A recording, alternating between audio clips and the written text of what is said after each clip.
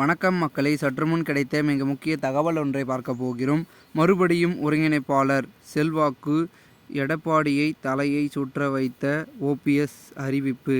திடீர் தகவல். இந்த ஒரு தகவலை பற்றி தான் நாம் பார்க்க போகிறோம். தகவலை பார்ப்பதற்கு முன்னதாக நீங்கள் நம்மளுடைய சேனலுக்கு புதிய பார்வையாளர்களாக இருந்தீர்கள் என்றால் மறக்காமல் நம்மளுடைய சேனலை சப்ஸ்கிரைப் செய்து வைத்துக் கொள்ளுங்கள் மக்களே. தற்பொழுதைய பொறுத்த வரைக்கும் பன்னீர்செல்வம் அவர்கள் பெரும் விதத்தில் மீண்டும் அதிமுகவிலான்னு கேட்டிங்கன்னா அப்படிதாங்க. எப்படின்னு கேட்டிங்கன்னா, அதிமுகவில் இப்போ மக்களவைத் தேர்தலுக்கு தயாராகிட்டு வருகின்ற சூழலில் வேட்பாளர்களை நியமித்தால் அதற்கு பார்த்திங்கன்னா ஒருங்கிணைப்பாளர் பார்த்திங்கன்னா சைன் இருக்கணுங்க, கையொப்பம் வேண்டும். ஓகேங்களா? அதில் சூழலில் பன்னீர்செல்வம் அவர்களுடைய கையொப்பம் தேவைப்படுகிறது. இந்த ஒரு சூழலில் தான் பார்க்கப்படுகிறது. ஏனென்றால் வேட்பாளர்களை இடைத்தேர்தலில் நிறுத்தினார்கள்.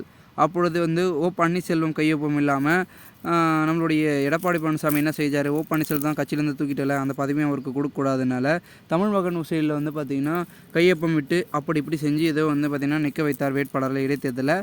அது அப்படியே முடிஞ்சிச்சு. ஆனால் அதே மாதிரி இந்த ஒரு மக்களவைத் தேர்தலில் அந்த மாதிரி சூழல் கட்டமைக்க முடியுமான்னு கேட்டிங்கன்னா அமைக்க முடியும். ஆனால் அதுலேயும் கொஞ்சம் சிக்கல் இருக்கும். தேர்தல் ஆணையம் அனுமதி வேண்டும் அப்படின்றது தான் ஒரு பக்கம் பார்க்கப்படுகிறது.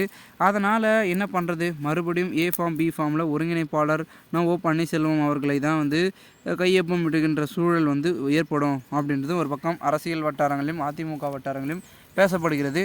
ஆனால் எடப்பாடி என்ன சொல்லிட்டாருன்னா, ஸ்ட்ரிக்ட் அண்ட் ரைட்டாக இல்லை அந்த பதவியை ராஜினாமா செய்து விட்டேன் அப்படி இப்படின்னு சொல்லி மழுப்பி விட்டார். அந்த பதவியை நாங்கள் ஏற்றுக்கொள்ளவில்லை. ஆனால் பன்னீர்செல்வம் அப்படி சொல்லுங்கள், அப்படி அவர் ராஜினாமா செய்துட்டார். ஒருங்கிணைப்பாளராக நானும் இணை ஒருங்கிணைப்பாளராகவும் வைத்தியலிங்கம் அவர்களும் செயல்படுவோம் அப்படின்றதையும் அவர் உறுதிப்பட சொல்லிட்டார். இப்போது இதனால் 2 பேரும் மனுவும் தேர்தல் ஆணையத்தை நாடி சென்றிருக்கிறதுனால மனு மேலே மனு நம்ம அதிமுகவின் கட்சியில் போயிட்டுருக்கு அப்படின்றதையும் பார்க்கப்படுகிறது. இதனால் ஒரு பக்கம் பெரும் விதத்தில் வேட்பாளர்கள் நியமனம் மின்னல் வேகத்தில் நியமனம் செய்து கொண்டிருக்கும் நம்முடைய எடப்பாடி பழனிசாமி அதேமாரி மின்னல் வேகத்தில் பிரச்சாரத்தை மேற்கொண்டிருக்கிறார். இந்த ஒரு சூழலில் இந்த ஒரு மனுவின் மூலமாக தேர்தல் ஆணையம் என்ன சொல்ல போகிறார்கள் என்றும் ஒரு பக்கம் பார்க்கப்படுகிறது.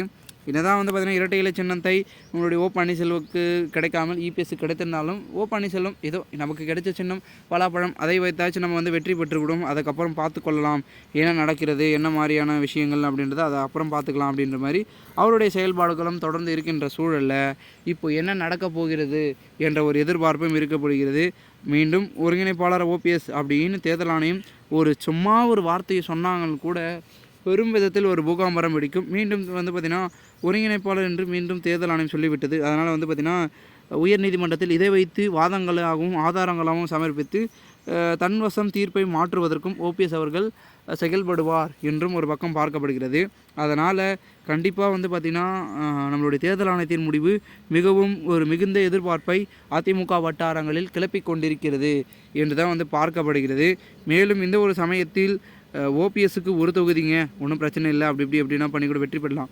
ஆனால் இபிஎஸ் 33 தொகுதிகளும் தமக்கான வேட்பாளர்களை பார்த்திங்கன்னா நியமனம் செய்திருக்கிறார், நியமித்தும் விட்டார். எல்லாமே புது முகங்கள் தான், புது விதமான முகங்களை களமிறக்கி புரட்சித் தலைவர் எம்ஜிஆர் ஜெயலலிதா ஃபார்முலாவை கொண்டு வருகிறேன் அப்படி இப்படி சொல்லி செய்து கொண்டிருக்கிறார். பார்க்கலாம் என்ன நடக்கப் போகிறது. பிரச்சாரம் அப்படியே தடபுடலாக அடி தூளாக பார்த்திங்கன்னா பரப்புரையாற்றி கொண்டிருக்கிறார். பொறுத்திருந்து பார்க்கலாம் என்ன நடக்கப் போகிறது என்பதனை. மேலும் இதுபோன்று நீங்கள் அரசியல் சார்ந்த உண்மை நிலவரங்களாம் தினசரி தெரிந்து கொள்ள நம்மளுடைய தமிழகத்தின் அரசியல் என்னும் யூடியூப் சேனலை சப்ஸ்கிரைப் பண்ணிவிட்டு கூட இருக்க பெல்லைக்கனை ஆளில் செட் பண்ணி வச்சுங்கப்பா.